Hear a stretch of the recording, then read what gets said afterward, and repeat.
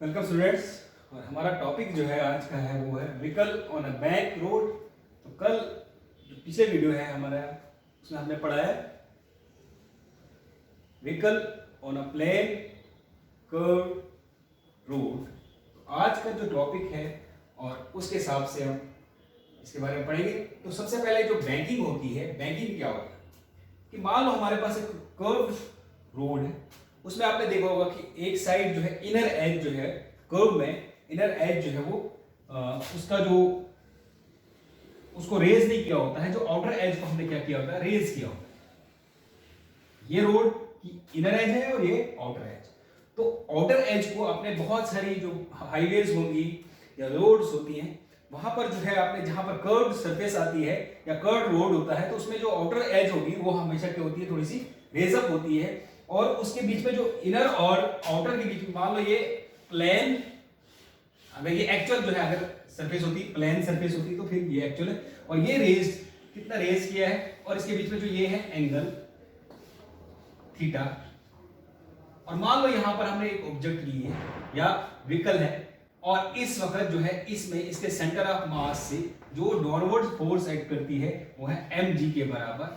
और normal reaction इस plane surface के जो नॉर्मल रिएक्शन है वो है r जो कि 90 डिग्री है।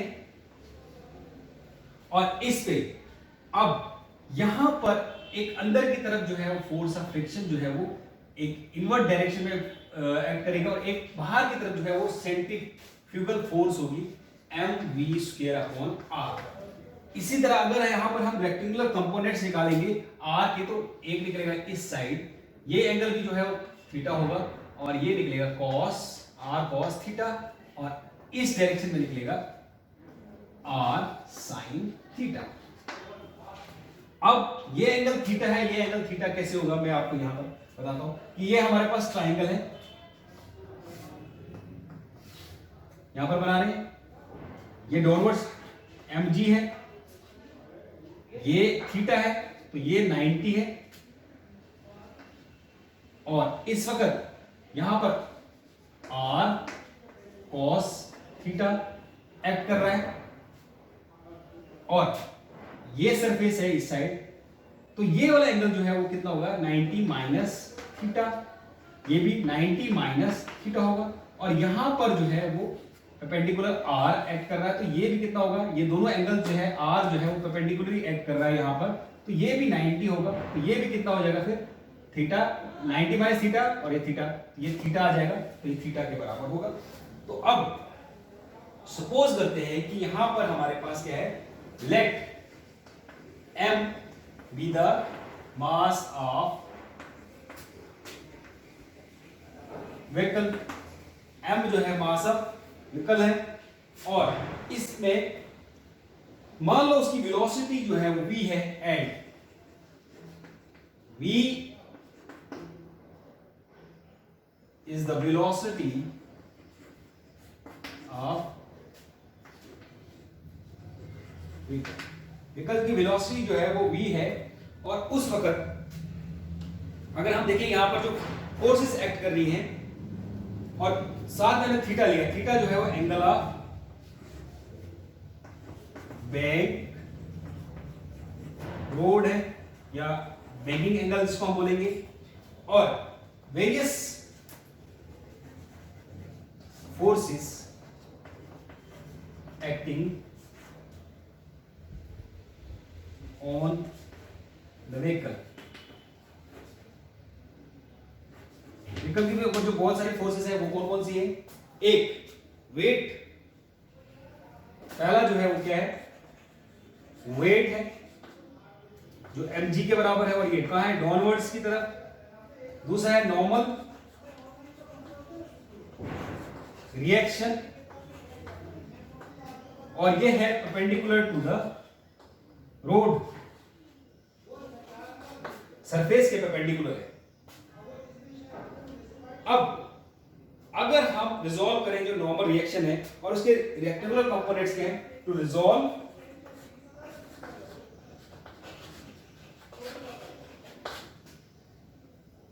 The rectangular components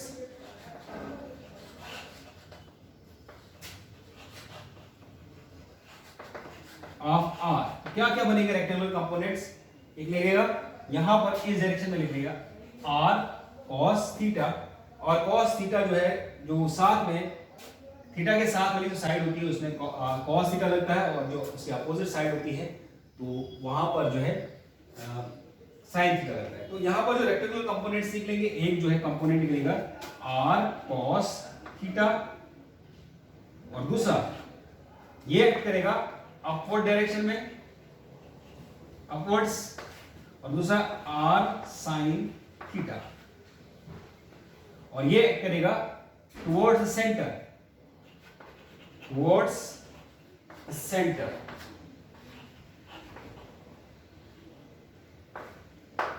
of curved route, road के सेंटर की तरफ जो है ये एक्ट करेगा। अब जो है हम इसमें लेंगे स्टेट कौन सी, at equilibrium state. Equilibrium state में क्या होगा, जो ये वाला जो है r cos थीटा और ये mg जो वेट है ये आपस में इक्विलिब्रियम स्टेट में इक्वल होंगे, और r sin थीटा किसके बराबर होगा, सेंट्रीफ्यूगल फोर्स के बराबर। तो इसमें क्या होगा, नेक्स्ट हमारे पास केस है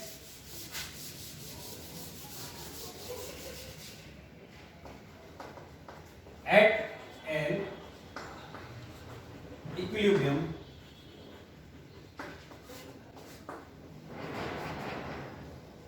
में क्या होगा कि r sin थीटा किसके बराबर होगा, mv स्क्वायर अपॉन r, ये होगी फर्स्ट इक्वेशन। और सेकंड जो है r cos थीटा जो है वो किसके बराबर होगा, mg के बराबर, हमारी सेकंड। अब डिवाइड करेंगे, फर्स्ट इक्वेशन को डिवाइड करेंगे किससे, सेकंड, क्योंकि हमें यहां पर एक्सप्रेशन निकालना है, बैंकिंग एंगल निकालना है, और वेलोसिटी से वेलोसिटी निकालनी है, और बैंकिंग रोड, वो दोनों जो है दोनों एक्सप्रेशन निकालने हैं। तो दोनों एक्सप्रेशन जो है वो ऐसे ही निकाले जाएंगे, dividing first by second we get. अब जब इसको निकालेंगे तो क्या आएगा हमारे पास, r sin theta divide by r cos theta equals to mv square upon r upon mg। r और r कैंसिल, m और n कैंसिल, तो हमारे पास क्या है, sin theta upon cos theta होता है tan थीटा के बराबर, v स्क्वायर अपॉन rg। और यहां पर जो थीटा है हमारे पास, थीटा की वैल्यू जो है वो tan थीटा, हमारे पास ये एक्सप्रेशन आ गया, और थीटा जो है वो किसके बराबर आएगा, theta equals to tan inverse v square upon rg ये बराबर। अगर हम वेलोसिटी निकालना चाहें तो वेलोसिटी के लिए velocity equals to rg tan theta, तो velocity equals to under root rg tan theta. ये हमारे पास जो है सेफेस्ट वेलोसिटी होगी इस केस में बैंकिंग रोड पे।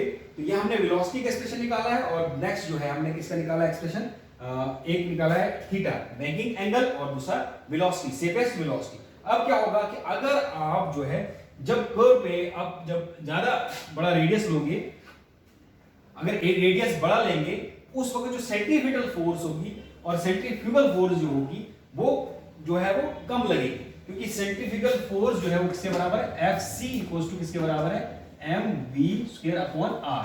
तो जब आप वेलोसिटी ज्यादा लोगे तो आप वेलोसिटी में क्या होगा कि आप पे सेंट्रीफ्यूगल फोर्स जो है वो ज्यादा लगेगी, हाई वेलोसिटी पे सेंट्रीफ्यूगल फोर्स जो है वो ज्यादा लगेगी, तो आप किसकी तरफ जो बढ़ेंगे, आउटर एज की तरफ। और उस वक्त जो आपका जो r cos थीटा जो है वो उसको बैलेंस करेगा और वो वहां पर इसको मेंटेन करेगा। और अगर आपका रेडियस कम है, रेडियस कम होने की वजह से कि सेंट्रीफ्यूगल फोर्स भी कम लगेगी, सेंट्रीफ्यूगल फोर्स कम लगने की वजह से आपका जो है व्हीकल जो है वो बैकवर्ड डायरेक्शन के लिए, इनर एजेस के लिए जो है स्लाइड करेगा। और अगर आपकी वेलोसिटी जो है वो वेलोसिटी किसके बराबर है, equal to rg tan theta के बराबर है, तो उस वक्त जो है जो स्केटिंग होगी, स्केटिंग जो है रोड में जो है व्हीकल की स्केटिंग बिल्कुल नहीं होगी। फर्दर अगर आपका रेडियस कम होता है तो उस वक्त जो है सेंट्रीफ्यूगल फोर्स कम लगेगी, तो आपकी स्केटिंग जो है वो किसकी तरफ होगी, इनवर्ट की तरफ। अगर आपकी वेलोसिटी ज्यादा है या आपका जो रेडियस ज्यादा है उस वक्त जो है सेंट्रीफ्यूगल फोर्स कम होगी, क्योंकि सेंट्रीफ्यूगल फोर्स जो है इनवर्सली प्रोपोर्शनल टू r होगा। तो रेडियस ज्यादा है तो सेंट्रीफ्यूगल फोर्स कम होगी, अगर रेडियस कम है रेडियस कम ले रहे हो तो सेंट्रीफ्यूगल फोर्स जो है, सेंट्रीफ्यूगल फोर्स और साथ में साथ सेंट्रीफ्यूगल फोर्स भी ज्यादा होगी। अगर आपकी वेलोसिटी ज्यादा है उस वक्त क्या होगा, वेलोसिटी ज्यादा होने की वजह से क्या होगा कि आपका जो है सेंट्रीफ्यूगल फोर्स भी ज्यादा होगी, तो आपका जो व्हीकल है वो आउटर एज की तरफ स्केट करेगा और फोर्स ऑफ फ्रिक्शन जो है, जो कि फोर्स ऑफ फ्रिक्शन जो है उसको आउटर एज की तरफ स्केट होने से रेजिस्ट करेगा और वो अपनी जो है स्टेट, जो आपकी पोजीशन जो है, जिस पोजीशन में वो मूव कर रहा होगा वो उसी पोजीशन में रहेगा। वो स्किटिंग जो है, स्किटिंग से जो है प्रिवेंट होगा, वो स्किटिंग नहीं हो पाएगी। तो मैक्सिमम वेलोसिटी कितनी हमारे पास होगी, मैक्सिमम वेलोसिटी जो है बैंकिंग के लिए कितनी है, √RG tan थीटा, और जो बैंकिंग एंगल है वो हमारे पास कितना है, theta equals to tan inverse v² upon RG। तो ये हमारे पास था बैंकिंग ऑफ रोड और इसका हमने क्या निकाला, एक्सप्रेशन। तो हमने देखा कि वेलोसिटी कितनी होनी चाहिए और एंगल क्या है, बैंकिंग एंगल कितना है। Thank you.